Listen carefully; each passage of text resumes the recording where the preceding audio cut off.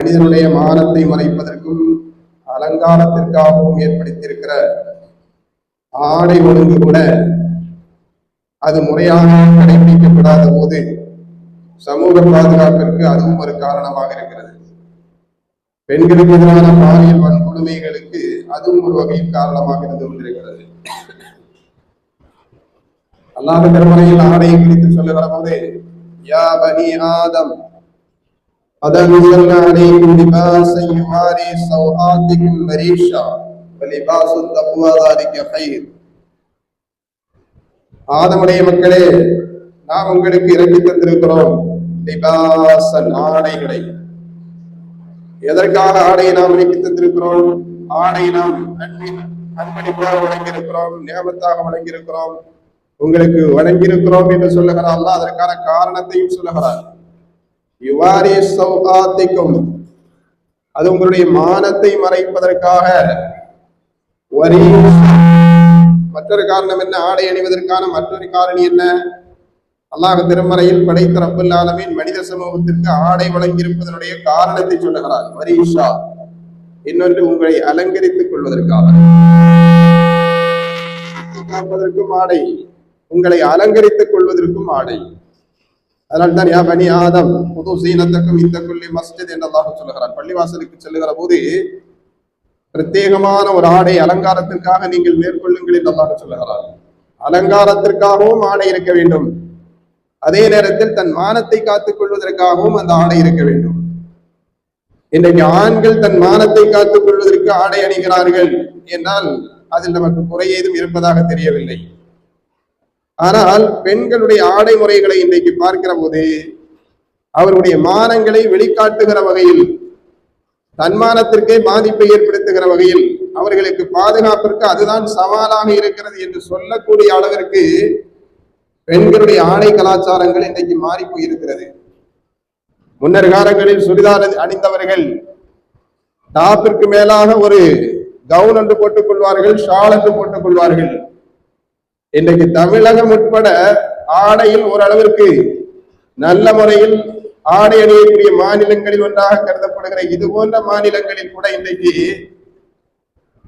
அவர்கள் தங்களுடைய டாப்புகளோடு சேர்ந்து முன்னர் காலங்களில் சில ஆண்டுகளுக்கு முன்னால் அணிந்து கொண்டிருந்த முந்தானைகளை போட்டுக் கொள்வதில்லை, ஷால்களை போட்டுக் கொள்வதில்லை. இது ஒரு கலாச்சார தாக்கமாக இன்றைக்கு சமூகத்தில் பார்க்கப்படுகிறது. இப்படி நாட்கள் செல்ல செல்ல ஆடை முறைகளில் மிக கேவலமான நிலைகளை இன்றைக்கு தாய் குலங்களுடைய ஆடை முறைகளை நாம் பார்க்கிறோம். அது கூட இன்றைக்கு பெண்களுடைய பாதுகாப்பிற்கு மிக முக்கியமான காரணமாகவும் அது மீறப்படுகிற போது அது ஒரு சவாலாகவும் மாறிவிடுகிறது என்பது இஸ்லாம் சொல்லுகிற செய்தி அல்ல, நடைமுறை சான்றுகள். அல்லாஹ் ஜல்லஷானஹு வ தஆலா ஆண்களுக்கு உபதேசம் செய்கிற போது குல்லில் முஃமினீன யகுல்லு மின் அப்சாரிஹிம் வயஹ்ஃபது ஃபுரூஜஹும், பெண்களுடைய ஆடை விஷயத்தை குறித்து அல்லாஹ் பேசுவதற்கு முன்னால் ஆண்களிடத்தில் நபியை நீங்கள் சொல்லிக் கொடுங்கள் என்று சொல்லுகிறார். ஆண்களுக்கு முதலில் அறிவுரை செய்யுங்கள், பெண்களுக்கு பிறகு ஆடை விஷயத்தை அடுத்த வசனத்தில் அல்லாஹ் சொல்லுகிறார். உங்களுக்கு முதலில் சுய கட்டுப்பாடு இருக்கட்டும், ஆண்களாகிய உங்களுக்கு முதலில் சுய கட்டுப்பாடு இருக்கட்டும். எனவே மூமின்களுக்கு நீங்கள் சொல்லி உபதேசியுங்கள். என்ன? பார்வைகளை அவர்கள் தாழ்த்தி கொள்ளட்டும், லோவர் யுவர் கேஸ், பார்வைகளை நீங்கள் தாழ்த்தி கொள்ளுங்கள் என்று சொல்லுங்கள். பார்வைகளை தாழ்த்தி கொள்வதன் மூலமாகத்தான் அவர்களுடைய மறை உறுப்புகள் பாதுகாக்கப்படும். எனவே அதன் மூலமாக மறை உறுப்புகளை அவர்கள் பாதுகாத்துக் கொள்ளட்டும். அதுதான் அவர்களுடைய தூய வாழ்விற்கு, சுத்தமான பரிசுத்தமான வாழ்விற்கு ஏதுவானது அதுதான். எனவே பார்வைகளை தாழ்த்தி கொள்ளட்டும். எல்லா பாவங்களுக்கும் அடிப்படை இது போன்ற மானக்கேடான செயல்களில் ஈடுபடுவதற்கு அடிப்படையான துவக்கமான ஒரு விஷயம் என்னவென்றால் பார்வை கட்டுப்பாடின்மை. எனவே பார்வையில் கட்டுப்பாடின்மை ஏற்பட்டு விட்டால் அது கடைசியில் இது மாதிரியான விபரீதத்திற்கு கொண்டு போய் சேர்க்கும். உங்கள் வாழ்வை தூய்மையாக்குவதற்காக அல்லாஹ் இதை அறிவுரை செய்கிறார்.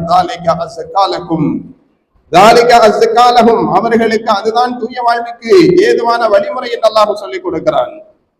அடுத்து முஃமினான பெண்களுக்கு சொல்லிக் கொடுங்கள் என்று பெண்களுக்கு ஆடை விஷயத்தையும் சேர்த்து அல்லாஹ் சொல்லுகிறான். முஃமினான பெண்கள் அவர்களுடைய பார்வைகளை தாழ்த்தி கொள்ளட்டும், அதன் மூலமாகவே என்று சொல்வதோடு பெண்களுக்கு நிறுத்திக் கொள்ளவில்லை, ஆடை ஒழுங்கை குறித்து அல்லாஹ் தொடர்ந்து பேசுகிறார். ஏன் ஆண்களுக்கும் நீங்கள் கண்களை பார்வைகளை தாழ்த்தி கொள்ளுங்கள் என்று அல்லாஹ் சொன்னான். ஆனால் ஆண்களுடைய ஆடை விஷயத்தை குறித்து அல்லாஹ் அங்கே பேசவில்லை. பெண்களை அதுபோலவே அறிவுரை செய்துவிட்டு அல்லாஹ் தொடுத்து என்ன பேசுகிறான் என்பதுதான் இறைவன் மனித சமூகத்திற்கு அவனால் தான் வழிகாட்ட முடியும் என்பதை உணர்த்துகிற செய்தி ஒன்று இருக்கிறது. அது என்ன? வலா யுபதீன ஸீனதஹுன்ன இல்லா மா ظஹர மின்ஹா. அவர்களுடைய உடல் அவயவங்களில் எது வெளிப்படுமோ, வெளிப்படக்கூடிய அந்த இயல்பான வெளிப்படக்கூடிய அவயவங்களை தவிர வேற எதையும் வெளிக்காட்ட வேண்டாம் என்று அல்லாஹ் அவர்களுக்கு நீங்கள் சொல்லிக் கொடுங்கள் நபியே. எதுவெல்லாம் வெளிப்படும் என்றால் 2 முன்கைகள், முகம் தவிர வேற எதையும் அவர்கள் வெளிக்காட்ட வேண்டாம் என்பதைத்தான். எது வெளிப்படுமோ என்பதனுடைய விளக்கமாக முஃபஸ்ஸிர்கள் சொல்லுகிற செய்தி என்ன என்றால், அவர்களுடைய முன்கைகளும் முகமும் தவிர வேற எதுவுமே வெளிப்பட தகுந்ததல்ல, அந்நிய ஆண்களுக்கு முன்னால் வெளிக்காட்ட தகுந்ததல்ல. தலைமுடி கூட அவர்களுக்கு அவுரத்தாகத்தான் கருதப்படுகிறது. தலைமுடி கூட அவர்கள் மறைக்க வேண்டிய அம்சமாகத்தான் இருக்கிறது.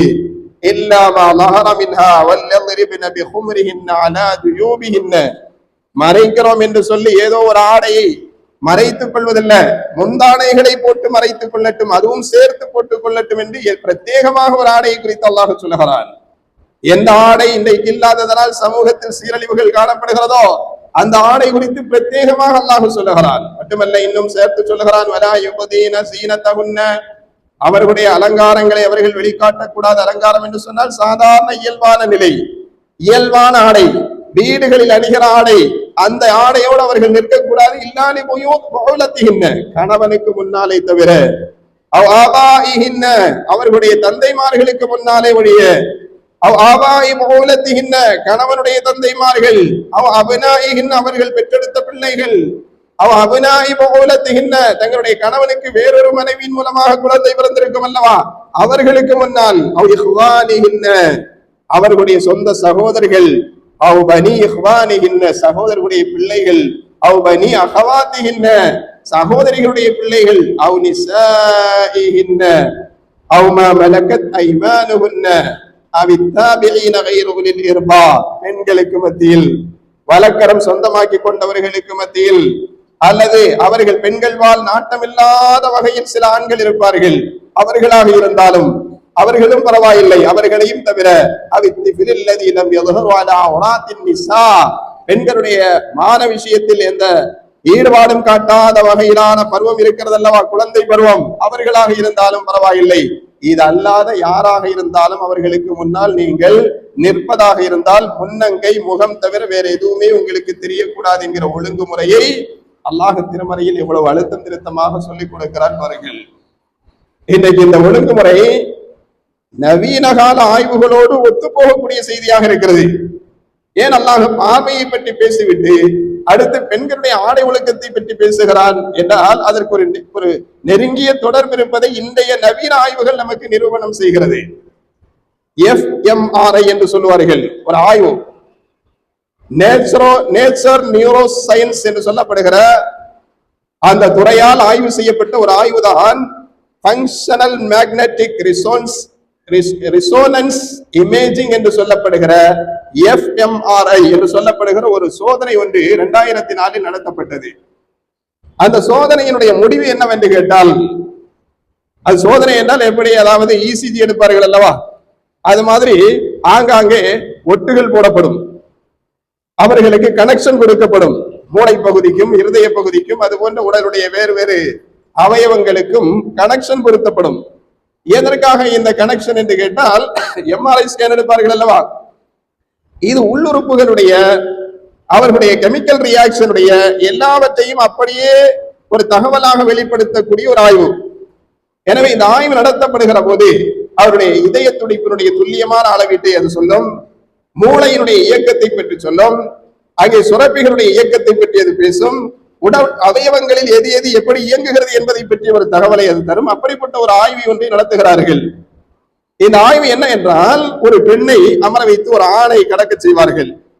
பல நிலைகளில் பல ஆண்களை அவர்களுக்கு முன்னால் கடந்து செல்வதற்காக அவர்கள் சொல்லுவார்கள். அந்த நேரத்தில் அவர்களுடைய ஹார்ட் பீட் எப்படி இருக்கிறது, மூளை செயல் எப்படி இருக்கிறது, ஏதாவது வேறுபாடுகள் தெரிகிறதா, தென்படுகிறதா என்பதை குறித்த ஒரு ஆய்வு.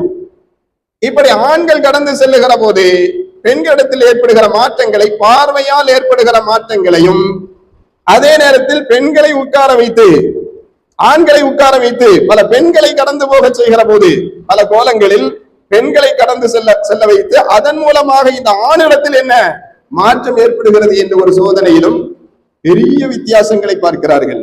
பார்வையின் மூலமாகத்தான் ஒரு ஆண் முதலாக அவன் இச்சைக்கு தூண்டப்படுவது அவனுடைய பார்வையால் தான் என்பதை FMRI என்று சொல்லப்படுகிற அந்த ஆய்வு 2004 அந்த ஆய்வு வெளிப்படுத்துகிறது. அதே தாக்கம் பெண்ணிடத்தில் பெரிய அளவில் இல்லை. பார்வையினால் ஒரு ஆணை பார்ப்பதனால் ஏதோ கவரப்படலாம், ஆனால் உள்ளுக்குள் ஏதாவது பெரிய அளவில் மாற்றங்கள் இருக்கிறதா, ஏதாவது ரியாக்ட் ஆகிறதா, ஏதாவது கெமிக்கல் ரியாக்ஷன்ல பெரிய வித்தியாசங்கள் இருக்கிறதா, மூளையினுடைய செயலாக்கங்களில் ஏதாவது வித்தியாசங்கள் இருக்கிறதா, இருதய துடிப்பில் ஏதாவது வேறுபாடுகள் இருக்கிறதா என்று பார்த்தால் பெண்களை விட பல மடங்கு ஆண்களிடத்தில் இருப்பதை அவர்கள் உணர்கிறார்கள், வெளிப்படுத்துகிறார்கள். அல்லாஹ் பாருங்கள், பார்வையை பற்றி பேசிவிட்டு அடுத்த ஆடையை பற்றி பேசுகிற போது ஆண்களுடைய ஆடையை பற்றி பேசவில்லை. யாருடைய ஆடையை பற்றி பேசுகிறான்? பெண்களுடைய ஆடையை பற்றி பேசுகிறான்.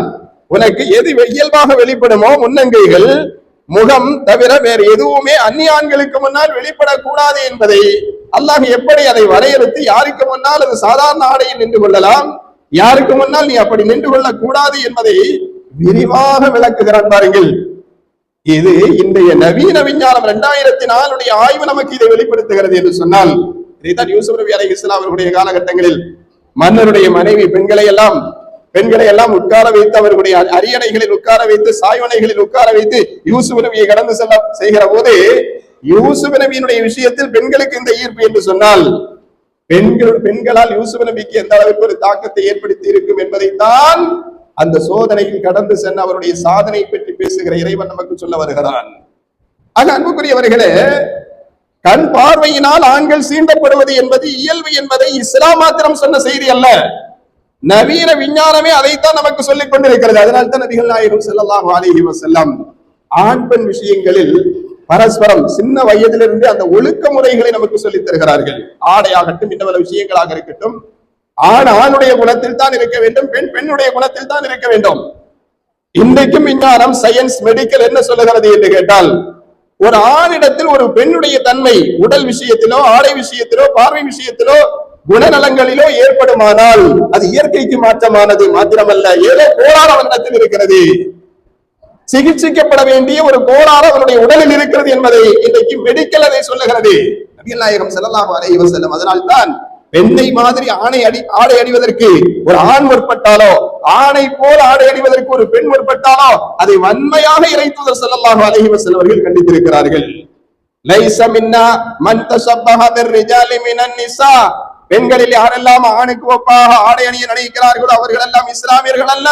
வலா மன் தஷப்பஹ பின் நிஸாஇ மினர் ரிஜால், ஆண்களில் யாரெல்லாம் பெண்ணை போன்று ஆடை அணிய நினைக்கிறார்களோ அவர்களும் இஸ்லாமியர்கள் அல்ல என்று சொன்னது மாத்திரமல்ல, சொன்னார்கள் லஅன ரசூலுல்லாஹி ஸல்லல்லாஹு அலைஹி வஸல்லம் அல் முத்தஷப்பிஹீன மினர் ரிஜாலி பின் நிஸா, பெண்களை போல் நடந்து கொள்ள வேண்டும் என்று நினைக்கிற, ஒப்பாக நடந்து கொள்ள நினைக்கிற ஆண்களை அல்லாஹ் சபிப்பானாக என்று நபிகள் நாயகம் ஸல்லல்லாஹு அலைஹி வஸல்லம் சாபத்திற்குரிய விஷயமாக சொன்னார்கள். அதேபோல் ஆணை போல் பெண்ணும், பெண்ணை போல் ஆணும் இப்படி பரஸ்பரம் ஒப்பாக உடையிலும் நடையிலும் பாவனைகளும் நடந்து கொள்ள, ஒப்பாக நடக்க விரும்பினால் அல்லாஹ்வுடைய சாபத்துக்குரிய விஷயம். நபி சபித்திருக்கிறார்கள் என்றெல்லாம் ஹதீசுகளில் பார்க்கிறோம் என்று சொன்னால் அதற்கு காரணம் இதுதான்.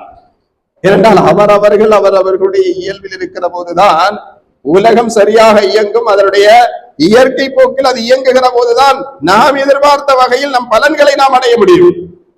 இன்னும் ஒரு ஹதீஸில் ஸல்லல்லாஹு அலைஹி வஸல்லம் அண்மையாக சொல்லுகிற போது, சின்ஃபானி மின் அஹ்லின் நார், ரெண்டு கூட்டத்தார்களை உங்களுக்கு நான் முன்னெச்சரிக்கையாக சொல்லிவிட்டு சொல்லுகிறேன். லம் அரஹுமா, நான் இதுவரைக்கும் அப்படி ஒரு கூட்டத்தை என் வாழ்நாளில் கண்டதில்லை. என் வாழ்நாளில் காணாத இரு கூட்டத்தார்கள் உங்களுடைய பிற்காலத்தில் வருவார்கள் என்று சொல்லுகிற போது,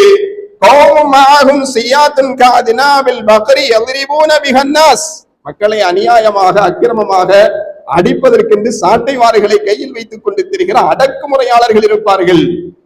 இன்னைக்கு பார்க்கிறோமா இல்லையா?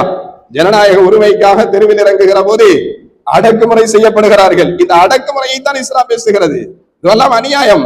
ஜனநாயக முறையில், சாத்வீக முறையில், ஆயுதம் இல்லாமல் நிராயுதபாணிகளாக தங்களுடைய உரிமையை வேண்டி நியாயமாக ஜனநாயக உரிமைக்காக இளைஞர்கள், அவர்களுக்கு சமூக அக்கறை இருக்க போய்தானே எல்லாவற்றையும் ஒதுக்கி வைத்து விட்டு ரோட்டில் வந்து தலைவர்கள் எங்களுடைய குரலை கேட்க வேண்டும் என்று சொல்லி தெருவுக்கு வந்திருக்கிறார்கள். நியாயமான அவர்களுடைய குரலை என்னவென்று கேட்டு அதற்கு தீர்வு காண்பதுதான் சரியான வழிமுறை. மாறாக தடியடி நடத்துவது, அடக்குமுறை செய்வது, விரட்டுவது, இரத்த காயங்களை ஏற்படுத்துவது, இதுவெல்லாம் சரியான அணுகுமுறைகள் அல்ல. இஸ்லாம் இதை கூட மிக வன்மையாக கண்டிக்கிறது. அதைத்தான் ஸல்லல்லாஹு அலைஹி வஸல்லம் சொன்னார்கள். இது மாதிரி சிலர் தங்களிடத்தில் அதிகாரம் இருக்கிறது, தங்களிடத்தில் பவர் இருக்கிறது என்பதை வெளிப்படுத்தும் வகையில் அநியாயமாக, அக்கிரமமாக நடந்து கொள்வார்கள். அப்படி ஒரு கூட்டத்தார்களை பிற்காலங்களில் நீங்கள் காண்பீர்கள் என்று நபிகள் நாயகம் ஸல்லல்லாஹு அலைஹி வஸல்லம் ஒரு கூட்டம் இதுவென்றால் இன்னொரு கூட்டமாக எதை சொன்னார்கள் தெரியுமா?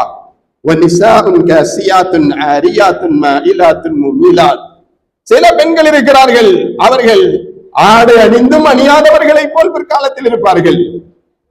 இன்னைக்கும் அதைத்தான் மெடிக்கல் சொல்லுகிறது. மொழி நிர்வாணமாக ஒரு பெண் இருப்பதனால் ஏற்படுகிற தாக்கத்தை விட அரைகுறையாக இருப்பதனால் ஏற்படுகிற தாக்கம் மிக கடுமையானது, ஆண்களை மிகுதியாக பாதிக்கிறது. நபிகள் நாயகம் ஸல்லல்லாஹு அலைஹி வஸல்லம் அதைத்தான் சொன்னார்கள். அணிந்திருப்பார்கள், அணிந்தும் என்ன பிரயோஜனம் என்று கேட்கிற வகையில் அணிந்திருப்பார்கள். அணிந்தும் அணியாதவர்களை போல் இருப்பார்கள். காசியாத்துன் ஆரியாத், ஆடை அணிந்த நிர்வாணிகள் என்று சொன்னார்கள் ஸல்லல்லாஹு அலைஹி வஸல்லம். மாயிலாத், மாயிலாத், சாய்ந்தும் சரிந்துமாக நடப்பார்கள். முமீலாத், ஆண்களை சாய்க்கும் வண்ணமாக நடப்பார்கள் என்று ஸல்லல்லாஹு அலைஹி வஸல்லம் சொன்னார்கள்.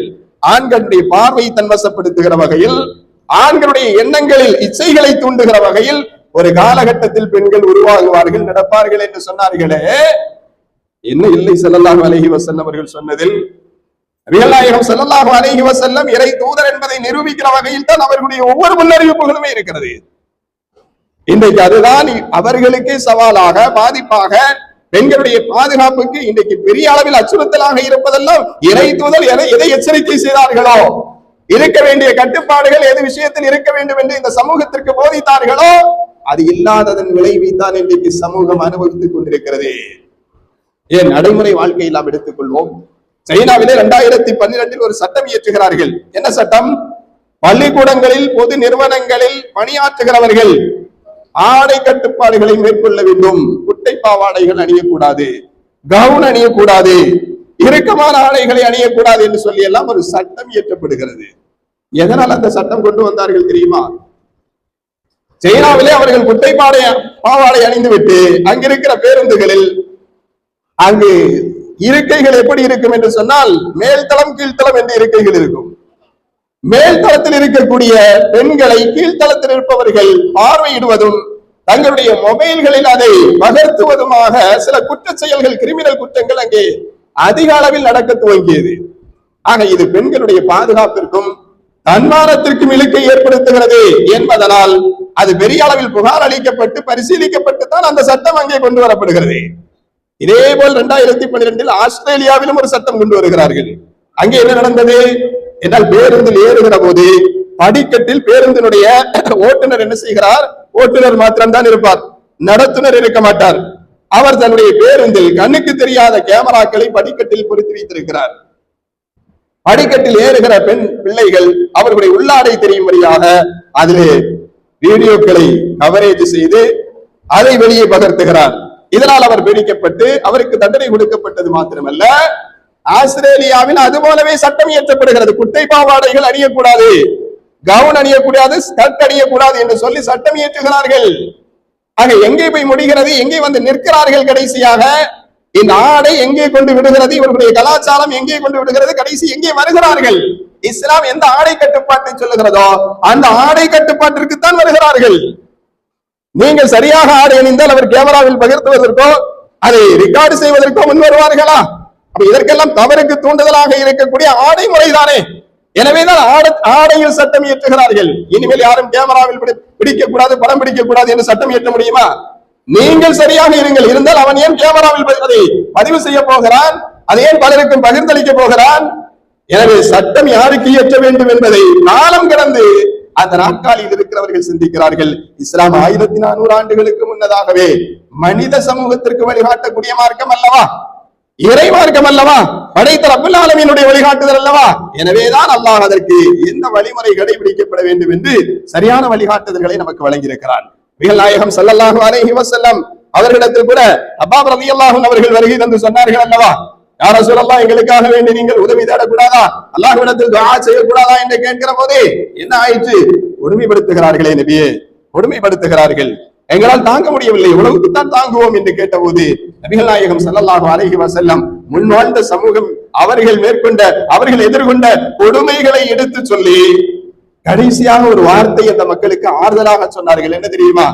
வல்லதி நஃப்ஸி பியதி, என் கரம், என் உயிர் யார் கரத்தில் இருக்கிறதோ அந்த ரப்பல் ஆலமீன் மீது சத்தியமாக நான் சொல்லுகிறேன், லயுத்திம்மன்னல்லாஹு ஹாதல் அம்ர, இந்த தீனை அல்லாஹ் பூர்த்தி செய்வதன் மூலமாக என்ன இங்க சமூகத்தில் நாம் எதிர்பார்க்கிறோம் தெரியுமா?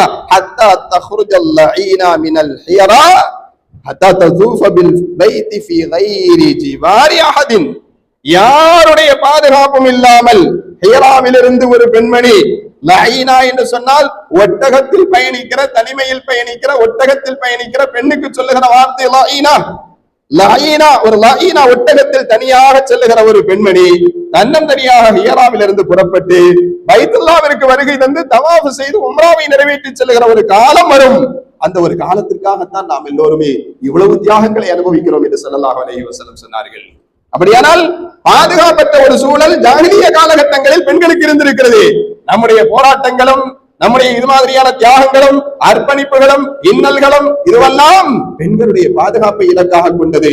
ஒரு பெண் தன்னந்தனியாக பாதுகாப்பாக செல்வதற்கு என்ன சட்டத்திட்டங்கள் இந்த சமூகத்தில் இயற்றப்பட்டு நடைமுறைப்படுத்தப்பட வேண்டுமோ அந்த காலம் சரியாக கனியும் வரை இந்த துன்பங்களை நீங்கள் அனுபவித்துத்தான் ஆக வேண்டும், இந்த இடர்பாடுகளை நீங்கள் எதிர்கொண்டுதான் ஆக வேண்டும், இந்த கஷ்டங்கள் இருக்கத்தான் செய்யும். இதையெல்லாம் கடந்து ஒரு பாதுகாப்பான சூழல் என்று சொல்லுகிற போது அது ஆண்களுக்கான பாதுகாப்பான சூழல் என்பதை இறை தூதர் ஸல்லல்லாஹு அலைஹி வஸல்லம் சொல்லவில்லை, மாறாக பெண்களுக்கான பாதுகாப்பான ஒரு சூழலுக்காகத்தான் நாம் இவ்வளவு போராட்டங்களை, இவ்வளவு கஷ்டங்களை, இன்னல்களை அனுபவித்துக் கொண்டிருக்கிறோம் என்று சொன்னார்களே. அப்படியானால் இஸ்லாம் பெண்களை கொச்சைப்படுத்துகிறது, சிறைக்குள் பூட்டுகிறது, அவமானப்படுத்துகிறது, அவர்களுடைய முன்னேற்றத்திற்கு தடையாக இருக்கிறது. என்ன முன்னேற்றத்திற்கு தடை? ஜாஹிலிய காலகட்டத்தில் இருந்த பெண்களை பாருங்கள், இஸ்லாத்திற்கு பெண்களுடைய முன்னேற்றத்தை பாருங்கள். முன்னேற்றத்திற்கான வழிகளை இஸ்லாம் தான் சொன்னது. ஆடையின் மூலமாக பெண்களுக்கு பாதுகாப்பை தான் இஸ்லாம் வழங்கியிருக்கிறது. ஜாஹிலிய காலகட்டத்தில் பெண்கள் பீடிக்கப்பட்டதற்கு பிறகு இஸ்லாம் வருகை தந்தவர்களுக்கு ஏற்படுத்திய இது மாதிரியான ஆடை ஒழுக்கத்திற்கு பிறகு இஸ்லாமிய வாழ்வியல் அவர்களுக்கு தந்த பாதுகாப்பு நெறிமுறைகளை அன்றைக்கு அவர்கள் உணர்ந்தது மாத்திரமல்ல, இன்றைக்கும் சமூகம் உணர்ந்திருக்கிறது. கமலா சுரையா நாம் எல்லோருமே கேள்விப்பட்டிருப்போம். கேரளாவை சார்ந்த உலகறிந்த ஒரு எழுத்தாளர், ஆங்கில உலகில் பல கவிதைகளை இயற்றி பல அவார்டுகளை பெற்றவர். கமலா தாஸ் என்றும் மாதவி குட்டி என்றெல்லாம் பெயர் பெற்ற புகழ் பெற்ற ஒரு பெண்மணி, சாகித்ய அகாடமி பெற்றவர், வயலார் விருது பெற்றவர். அந்த பெண்மணி 1999களில் இஸ்லாத்தை தழுவுகிறார். பிரபலமான ஒரு எழுத்தாளர், ஒரு கவிஞர், ஆங்கிலத்தில் கவிதை புலமை உள்ளவர். இஸ்லாத்திற்கு வந்ததற்கு பிறகு அதிக மேடைகளில் அவர் பகிர்ந்து கொண்ட செய்தி என்ன தெரியுமா? இஸ்லாம் தான் பெண்களுக்கு பாதுகாப்பானது. பர்தா is a wonderful dress, it provides her with a sense of security என்று சொன்னார்கள். இஸ்லாம் பெண்களுக்கு பர்தாவை வழங்கி இருக்கிறது என்று சொன்னால், பர்தா என்ற ஆடையை வழங்கி இருக்கிறது என்று சொன்னால் அது அவர்களுக்கு பாதுகாப்பு உணர்வை தருகிறது. பாதுகாப்பு உணர்வு எதில் இருக்கிறது? பர்தாவில் தான் இருக்கிறது. சொன்னது யார்? பிறவியிலேயே இஸ்லாத்தை ஏற்றுக்கொண்டவர் அல்ல, தன்னுடைய வயது முதிர்ந்த காலத்தில் இஸ்லாத்தை படித்து புரிந்து பல தியாகங்களை அதற்காக சந்தித்த, பல இன்னல்களை சந்தித்த ஒரு பெண்மணி, பெயர் பெற்ற ஒரு பெண்மணி, உலகறிந்த ஒரு பெண்மணி இந்த கருத்தை சொல்லுகிறார். அதே போல் எல்லோருக்கும் தெரிந்தவர் தான் இவான் ரெட்லி. இவான் ரெட்லி என்பவர் யார்? ஆப்கானிஸ்தானத்திற்கு செய்தி சேகரிப்பதற்காக சென்ற போது 2001 கைது செய்யப்பட்டார் என்பதற்காக உலக அளவில் பேசப்பட்ட பெண்மணிதான் இவான் ரெட்லி. இவான் ரெட்லி அதுவரையிலும் பர்தாவை பற்றியும் இஸ்லாமிய பெண்களுக்குரிய ஆடை முறைகளை பற்றியும் விமர்சித்து வந்த அவர், ஆப்கானிஸ்தானில் அவர் கைது செய்யப்பட்டதற்கு பிறகுள்ள அவருடைய உணர்வுகளை, படிப்பினைகளை, பாடங்களை பகிர்ந்து கொண்ட போது அதற்கு பிறகுள்ள காலங்களில் அவர் பெண்களுடைய இஸ்லாமிய ஆடை முறைகள் அவர்களுக்கு பாதுகாப்பை ஏற்படுத்தி தந்திருக்கிறது என்ற செய்தியை உலகத்தில் பகிரங்கமாக எடுத்துரைத்தார்கள். அதே போல அன்னை பெசன்ட் அம்மையார் யார்? ஆங்கிலே பிரிட்டிஷை சார்ந்த ஒரு பெண்மணியாக இருந்தாலும் ஏகாதிபத்தியத்திற்கு எதிரான சிந்தனை கொண்டவர். ஆங்கிலேயர்களுக்கு எதிராக இந்தியாவுடைய படையெடுப்பை ஆதரித்த பெண்மணிதான் அன்னை பெசன்ட் அம்மையார். அவருடைய கருத்து என்ன? I often think that woman is more free in Islam. Woman is more protected by Islam. இஸ்லாம் தான் பெண்களுக்கு சுதந்திரத்தை வழங்கி இருக்கிறது. இஸ்லாத்தால் தான் பெண்களுக்கு பாதுகாப்பு இருக்கிறது என்ற செய்தியை உரைக்க சொல்லி இருக்கிறார். இது போன்ற எத்தனை பெண்கள், ஆண்கள் அல்ல, பெண்கள் உணர்வுபூர்வமாக அதை புரிந்து கொண்ட காரணத்தினால் தானே இப்படிப்பட்ட தகவல்களை உலக பிரபலங்கள் உலகத்திற்கு முன்னால் உரைக்க சொல்ல முடிந்திருக்கிறது. அப்படியானால் பாதுகாப்பு என்றால் பெண்களுடைய பாதுகாப்பு இஸ்லாத்தில் தான் இருக்கிறது, இஸ்லாமிய நடைமுறையில் தான் இருக்கிறது. இன்னும் பல தலைவர்களுடைய செய்திகள், உலகறிந்த தலைவர்களுடைய செய்திகள், ஏதோ ஒரு காலகட்டத்தில் ஒரு சூழ்நிலையில் இஸ்லாமிய மேடைகளில் பேசுகிற போது பேசிய செய்திகள் அல்ல இவைகள் எல்லாம். பொது கருத்துக்களாக சமூகத்திற்கு மத்தியில் பகிர்ந்து கொண்ட செய்திகளைத்தான் நான் இங்கே சொல்லுகிறேன். ஆக இது போன்று இஸ்லாம் பெண்களுடைய பாதுகாப்பை தான் தன் இலக்குகளில் மிக முக்கியமான ஒரு இலக்காக, நாங்கள் மேற்கொள்ளுகிற கஷ்டங்களுக்கும் சிரமங்களுக்கும் எதை இலக்காக கொண்டு நாங்கள் செயல்படுகிறோம் என்று கேட்டால், ஒட்டகத்தில் தன்னந்தனியாக பெண் பயணிக்க வேண்டும், அவளுக்கு யாராலும் எந்த சீண்டுதலும் ஏற்படக்கூடாது என்கிற இலக்கை கொண்டுதான் நாங்கள் பயணிக்கிறோம் என்று கண்மணி நாயகம் ஸல்லல்லாஹு அலைஹி வஸல்லம் சொன்னார்களே, அது வார்த்தைக்கு அல்ல, வாழ்க்கைக்கு இறைத்துணரை நிரூபித்து காட்டியிருக்கிறார்கள். சமூகத்தில் அப்படிப்பட்ட ஒரு செக்யூரிட்டியை, அப்படி ஒரு பாதுகாப்பை இஸ்லாம் வழங்கி இருக்கிறது என்று சொன்னால் அது மிகையான கருத்து அல்ல. அன்புக்குரியவர்களே, அல்லாஹ் ஜல்ல ஷானஹு வ தஆலா இதையெல்லாம் புரிந்து உணர்ந்து இஸ்லாத்தினுடைய மகத்துவத்தை, அது மனிதனுக்கு ஏற்ற மார்க்கம் என்பதை நம் மனதில் நிறுத்திக் கொண்டு அது காட்டுகிற வழிகாட்டுதலே எல்லோருக்கும் பாதுகாப்பானது. குறிப்பாக நாம் பெற்றெடுத்த நம்முடைய பிள்ளைகள் கூட பர்தா அணிகிறார்கள். சிலர் ஏதோ பேருக்கு பர்தா, அது கூட அதனுடைய ஒழுங்குமுறைகளை கடைபிடித்த பர்தாக்களாக பல இஸ்லாமிய தாய்மார்கள் அணிகிற பர்தா முறைகள் இல்லை. தளர்வாக இருக்க வேண்டும் என்று இஸ்லாம் சொல்லுகிறது. இறுக்கமான ஆடைகளாக இருக்கக்கூடாது, டிரான்ஸ்பரண்டாக உள்ளே இருப்பது வெளியே திரும்ப தெரியும் வகையில் ஆடை இருக்கக்கூடாது என்றெல்லாம் வழிகாட்டுதல்கள் இருக்கிறது. அதையெல்லாம் கடைபிடித்து முழுமையான இஸ்லாமிய ஆடை முறைக்கு நாம் வருவோமையானால் எல்லோருக்கும் அது பாதுகாப்பானது. அல்லாஹ் ஜல்ல ஷானஹு வ தஆலா அதன் மூலமாக சமூக பாதுகாப்பை அல்லாஹ் ஏற்படுத்தி தந்தல்வாராக. ஜனநாயகத்தை காப்பதற்காக டெல்லியில் ஜந்தர் மந்தரில் போராடி கொண்டிருக்கிற இளைஞர் கூட்டம், மாணவ சமூகத்தின் மீது அக்கறை கொண்டு தன் உயிரையும் துச்சமாக மதித்து தெருக்களில் நின்று போராடி கொண்டிருக்கிறார்கள். அவர்களுடைய ஜனநாயக உணர்வு ஓங்க வேண்டும், ஜனநாயகம் வெல்ல வேண்டும். ஆட்சியாளர்களுக்கு வல்ல அல்லாஹ் ஜல்ல ஷானஹு வ தஆலா சத்தியம், நீதி, நியாயம், நேர்மை, மனிதநேயம் இவற்றை அடிப்படையாக கொண்ட நல்ல ஆட்சி புரிகிற நல்ல மனோநிலை வல்ல அல்லாஹ் ஜல்ல ஷானஹு வ தஆலா ஆட்சியாளர்களுக்கு வழங்கி அருள் புரிவாராக. ربنا آتنا في الدنيا حسنة وفي الآخرة حسنة وقنا عذاب النار.